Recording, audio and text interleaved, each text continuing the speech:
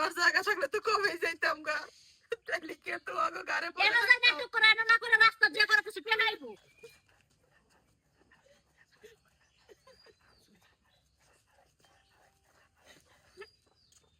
কি গো ফুফু তোমার হ্যাঁ কোন সকালে মাই মশলা বাটবার দিয়ে গেছে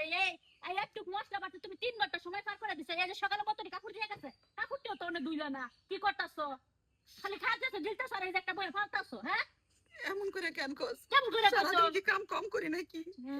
কি কামটা করো তুই মাই যে গিলা গিলা খাইতেছো আমার বাহির কামাই সব ধ্বংস করে হারছো কি করতে পারিস একটা প্রতিবন্ধী একটা জন্ম দিছে এটা কোনো কিছু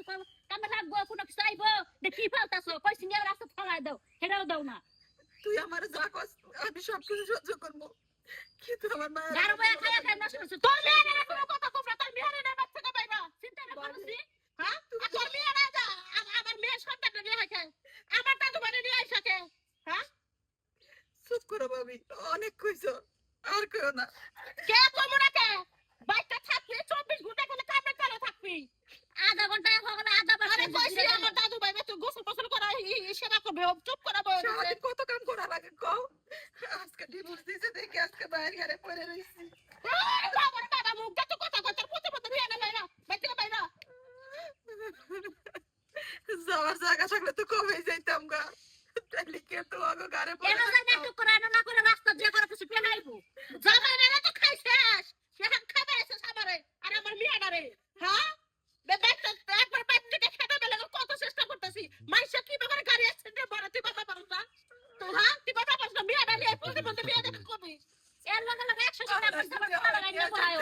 এটা লাগাই না বড়ায় ঠিক আমার কাপড় তো বাকি ধুইছিল হ্যাঁ আমাকে ডং করে বলিস তুই বাকি লাই আরে আজকে খাওন দিব না দুপুরে তাইলে দাও তো বাপ আরে আজকে দুপুরে খাওন দিব না আমার কাপড় তো বাকি নাই আমি তো দিবই না খাও আমি ওখান যাইতাছি আবার কিন্তু দাও ঠিক মতো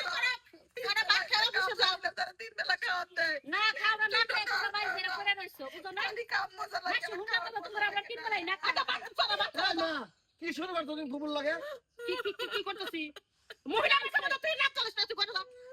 তুমি যে কাজটা করতেছো মা তুমি ঠিক করতেছো না কি ঠিক করতেছিস না হুইয়া বয়া খাইবো তিন বেলা তোর বাপে কামাই করে তুই কয় টাকা কামাই করো তোমরা কি কাজ করো এই তুই কি কোনো কাজ করো কি করো? ওই তোমরা জামাই বাড়ি থেকে আইছে আমার বাচ্চা দুদিন ধরে আইছে 5 মাস খাইছে তারপরে দেবো তুমি হচ্ছে তোমার পুতের কথাটা আমার ফুপু আজকে অসহায় আমার ফুপুর একটা ডিভোর্স দিছে বাচ্চাটার কারণে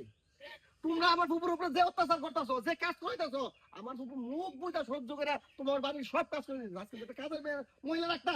তার বেতন দেওয়া লাগতো আজকে তুমি যে আমার ফুপুর একটা প্রতিবন্ধী মেয়ে হয়েছে দেখে আজকে তুমি প্রতিবন্ধী মেয়ে খুঁটা দিতেছো তোমার ঘর আজকে প্রতিবন্ধী মেয়ে হইতো তুমি কি করতা প্রতিবন্ধী মেয়ে আমি সুন্দর মেয়ে গর্ব দিছি সুন্দর পুরা গর্ব দিছি এইরকম না তোর মতো না ও লক্ষ্মী না ও লক্ষ্মী ও হলো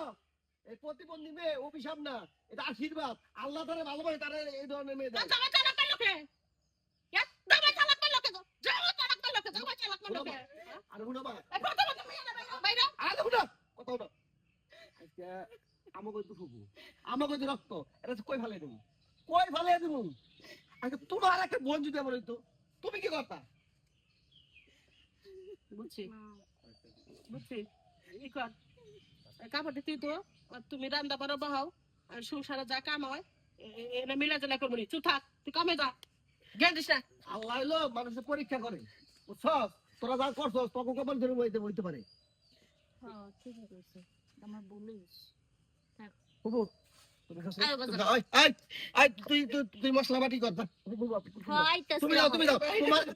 আল্লাহ মনে হয় যে ধরে জ্ঞান বুদ্ধি দিছিল। তোমার কেউ কিছু বলে আমি আবার কইতাছি তুমি যাও যাও